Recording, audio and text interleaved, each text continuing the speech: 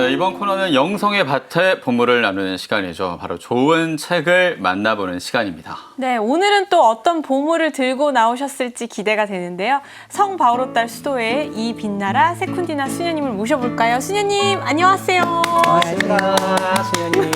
빛나시네요. 감사합니다. 지난주부터 이렇게 했잖아요. 예, 수녀님, 반갑습니다. 이렇게. 또 방에 가서 한번 해봤어요. 마음에 드셨나요, 수녀님?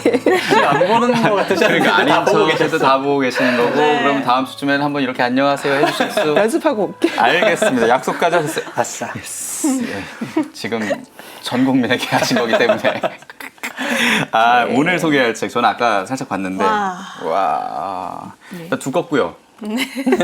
근데 그 두께가 중요한 게 아니라고 네. 한 번에 훅 읽히는 예. 책이라고 합니다. 어떤 책인가요, 수녀님? 저도 이제 저희 선배 수녀님한테 이 책 한번 읽어보라고 추천을 받았는데 좀 두려웠죠. 우선 두께가 있어서. 있으니까. 네. 근데 한 요만큼 남기고 제가 더는 못 읽겠더라고요. 그러니까 너무 아까워가지고 정말 한 장 한 장 아껴가면서 책을 읽고 또 누군가가 저한테 책 추천을 물어본다면은 전쟁과 사랑 추천하고 싶습니다. 그 정도. 그 정도로. 네, 저는 그래요. 네.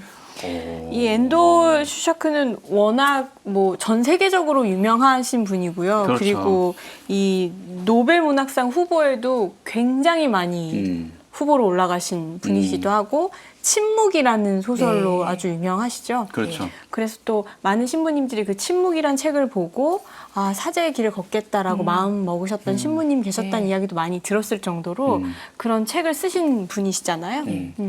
뭐 20세기 일본 문학의 대가고 특히 뭐 바오로라는 세례명을 가진 가톨릭 문학에 있어서도 대가이시기죠. 가톨릭 정신은 엔도 슈샤크한테 어떤 소설의 소재 정도가 아니라 그 문학의 핵심을 이루는 굉장히 큰 비중을 차지하고 있고 그 그리스도교적인 시각으로 동서양 이렇게 바라보는 그 시선도 아름답고 특히 그 인간의 내면을 성찰하면서 구원이 이 신자들만의 것이 아니라 온 인류에게 열려 있다라는 그런 현대 소설가로 평가를 받기 때문에 선종하신 지 벌써 이제 20년이 다 됐는데 예. 아직까지도 많은 사람들이 사랑을 하고 있고 뭐 침묵을 대표작으로 해서 바다와 독약, 뭐 사회 부근에서 깊은 강 이렇게 많은 책들이 있죠. 저도 그 침묵이라는 책을 읽고 그 나가사키의 순례자의 길을 걸었어요. 걷고 정말요? 성당에도 들리고 성당에 들려서 이제 기도도 하고 했었는데 참 뭐라고 하죠? 마음이 되게 찡해지는 그런 글들을 쓰시는 분이라서 예. 글을 읽고 막상 가서 거기를 또 보고 하니까 그런 슬픔과 네. 그런 마음들이 막 정말 밀려오더라고요. 네, 그렇군요. 직접 가보셨다고 하니까 더 이 책이 남다르게 오겠네요. 네, 진짜 읽어보고 싶어요. 네. 저는 책과 좀 친하지 않은 막시모라서. 근데 방금 우리 다혜 씨가 얘기한 그 엔도 슈샤쿠 네. 그리고 사랑 주제라고 하니까 진짜 무조건 재밌지 않을까 하는 생각도 맞아요. 들고요. 무조건 강추. 일단 네. 수녀님이 아까워서 읽지를 못하셨다잖아요. 그래서 이 책은 그 2차 세계 대전 전쟁 이야기가 당연히 다 들어있죠. 예. 2차 세계 대전이라는 같은 시대의 다른 장소, 나가사키의 이야기 그리고 폴란드의 나치 수용소 아우슈비츠에서 막시밀리안 꼴베 신부님의 이 두 이야기가 서로 교차되면서 전개되고 있고 그 큰 이야기 두 이야기 안에 다양한 인물들을 또 엔도 슈샤크가 또 배치해 놨죠. 그래서 네. 어느 처지에 있든지 누가 있든지 간에 호소하는 바가 다 다를 것 같아요. 왜냐면 그렇게 주제들이 많이 다르고 또 전쟁이라는 것, 사랑이라는 것 이 주제가 모든 인간의 이야기이기 때문에 곧 나의 이야기가 되고 또 하느님의 이야기이기 때문에 누구라도 읽으면은 막시모 형제님도 읽으면은 매료될 거라고 생각하고 읽어보겠습니다. 지금 당장 읽으셔야겠네요. 볼까. 3주 후에 독후감 써오세요. 사주 알겠습니다. 공략하면 안 되는데. 자, 그러면 수녀님을 확 끌어당겼던 이 책 속의 부분 어떤 곳인지. 그 부분을 읽어드리기 전에 예. 전쟁과 사랑이라면은 약간 어울리지 않는 두 주제잖아요. 그렇죠. 이 주인공 중에 이제 슈에이라는 주인공이 있는데 주인공이 게이오 대학에서 문학을 배우는 학생이에요. 근데 일본이 전쟁에서 이렇게 불리해지면서 학생마저도 이제 전쟁에 가야 되는 징집 대상이 됐을 때 굉장히 갈등을 많이 느끼죠. 자기는 그리스도인으로서 지금까지 사람을 죽이지 말라고 배워왔고 그게 너무나 당연했는데 전쟁에 참가한다는 것 그 자체가 사람을 누군가를 죽여야 한다라는 그 상황이 번민을 많이 하고 문학도이기 때문에 보를레드라든지 아니면은 사토 하루라는 그 시의 이제 현실을 도피하려고 하지만 결국에는 이제 전쟁에 참가하게 되는데 그 입영하게 되는 동기가 좀 새로워서요. 함께 나누고 싶습니다. 네. 네. 어린 아이 때부터 저는 성당에서 사람을 죽이지 말라는 가르침을 배워왔습니다. 사람을 죽인다는 것은 그의 목숨을 빼앗는 것만이 아닙니다. 그의 모든 것을 그 사람의 안타까운 소망이나 기도까지도 억지로 말살하는 것입니다. 그런데도 저는 결국 해군에 입대했습니다. 단 하나의 구원이 있다면 저와 같은 고민을 다른 학생들도 하고 있다는 것. 학생뿐만 아니라 대부분의 일본인들이 하고 있다는 사실입니다. 동기나 동료와 운명을 같이 하고 싶다는 마음이었습니다. 함께 생활하고 때로 차이는 있었어도 똑같은 운명을 나눈 그들과 최후를 같이 하고 싶다는 마음을 목사님께서는 이해하실 수 있을린지요.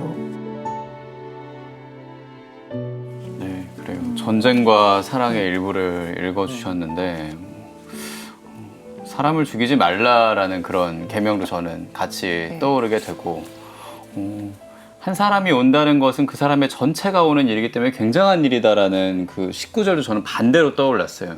왜냐면 그 사람을 죽인다는 건 그 사람 전체를 다 죽이는 걸 수 있을 테니까요. 그러니 이 주인공의 마음이 얼마나 아팠을까 하는 생각도 들었고요. 소설에서 제가 전부를 다 말씀을 드릴 수는 없는데 결국 슈에이가 이렇게 참전을 할 수 있을 이렇게 결심을 하게 된 거는 그 동료들, 그러니까 전쟁에 나가서 적군을 이렇게 죽이고 전쟁에서 이기려는 그런 목적이 아니라 함께 그 동시대를 살아가고 있는 젊은이들의 괴로워하잖아요. 그 괴로워하는 이들과 함께 하려는 그 마음이었던 거죠. 그래서 그게 뭐 그리스도인이 아니어도 전쟁에 대해서 한번 다시 생각할 수 있고 본인만 힘든 것이 아니라 그리고 전쟁에 참가하는 그 젊은이들만이 아니라 그 가족들까지도 그 모든 국민이 아파하고 괴로워하고 있다라는 거. 그 마음을 품고 이제 전쟁에 나가는 거죠. 그렇군요. 워낙 뭐 신앙 안에서 인간의 내면을 참 아주 굉장히 잘 그린 작가이기 때문에 이 책의 울림도 어마어마하게 클 거란 생각이 들어요. 수녀님은 이 책을 읽으신 후에 사랑에 관해서 어떻게 느끼셨나요? 좀 거창하게 들릴 수 있을지도 모르겠지만 정말 사랑이 사랑을 낳고 사랑이 사람을 치유하고 또 사랑이 그 사람을 변화시킬 수 있다라는 거. 왜냐하면은 이 책에 이렇게 중간중간에 마치 복선처럼 읽어보시면 알겠지만 요한복음 15장 13절 친구를 위하여 목숨을 내놓는 것보다 더 큰 사랑은 없다. 그 사랑을 이제 복선처럼 깔고 있다고 저는 봤어요. 근데 막시밀리안 꼴베 신부님께서 아우슈비츠 기하실에 다른 사람을 대신해서 이렇게 나서시잖아요. 그리고 거기서 결국 죽음을 맞이하시는데 아우슈비츠에서 함께 있었던 사람들이 그 시체를 태우는 그 검은 연기를 보면서 꼴베 신부님한테 반박해요. 하느님이 정말 계시느냐고, 기도하면 무슨 소용이 있냐고. 근데 그런 그들이 신부님의 죽음의 소식을 접하면서 신부님을 위해서 기도를 하고 또 아우슈비츠에서 자기는 살아남아서 나가야 되겠다고 그러려면은 이제 감시의 대상이 되면 안 되잖아요. 그러니까 어려워하는 사람들을 봐도 그 어려움에 눈을 감아야 했던 어떤 사람은 이제 자기가 받은 그 빵을 더 약한 사람에게 내어주고 또 마르틴 소장이라고 나오거든요. 근데 그 마르틴 소장은 자기가 아우슈비츠에서 하고 있는 그 학살하고 그런 비인간적인 행동을 하는데도 불구하고 마음의 동요 수가 없는 거예요. 점점 무뎌가는 자기 자신의 괴로워하고 있는데 꼴배 신부님의 그런 죽음을 보면서 정말 사람이 무엇인지 사랑이 무엇인지 자기 양심의 소리에 다시 한번 귀 기울이는 그런 모습을 보면서 꼴배 신부님의 죽음, 다시 말해서 가장 위대한 사랑이죠. 그 사랑이 그 아우슈비츠의 생명을 또 사랑을 가져오는 것, 그것이 참 놀랍게 다가왔어요. 그렇군요. 네, 그리고 또 지금 소설이라서 혹시 그 신앙적인 부분도 많이 나오나요, 선생님? 아까 다희 씨가 얘기하신 것처럼 네. 그 일본 하면은 박해의 이야기를 빼놓을 수가 없죠. 박해가 뭐 에도 막부 시대부터 뭐 메이지 유신까지 꽤 오랜 시간 이어졌고 2차 세계 대전 그 시절에도 있었다라는 게 전 좀 놀라웠어요. 네. 왜냐하면은 신앙을 가지고 사는 것은 그 나라를 배반하는 일이었거든요. 그래서 여기서 비국민, 히코쿠민 이렇게 손가락질을 당하는데 여기서 주인공인 사치코와 슈이도 그런 취급을 받죠. 왜냐하면은 일본에는 일본 나름대로 종교가 있는데 적국인 영국과 미국의 그리스도교를 따른다라는 거는 국가를 배반하는 거고 지금 모든 사람들이 이제 그 전쟁에 다 끌려 나가는데 그 반전 사상 때문에 그리스도교의 반전 사상이 일본인들한테 못마땅했던 거죠. 그래서 취조도 당하고 모욕도 당하지만 여기 나가사키에는 정말 그 밖에 안에서도 신앙을 지킨 그런 사람들이잖아요. 그 선조들의 어떤 그 신앙의 자부심을 가지고 결코 신앙을 버리지 않지요. 그렇군요. 마치 우리나라 신앙 선조들도 같이 떠오르네요. 박해 속에서도 그렇죠. 그리스도를 증거했던. 그럼요. 네. 네. 이 책 어떤 분들이 읽으면 좋을까요? 특별히. 특별히 뭐 이 책은 어떻게 보는가에 따라서 성장 소설이 될 수도 있고 연애 소설이 될 수도 있고 역사 소설, 전쟁 소설이 될 수 있어서 누구나 읽으면 참 좋은데 저는 아까 신부님 말씀을 들으면서 우리가 많은 가치를 잃어버리고 있잖아요.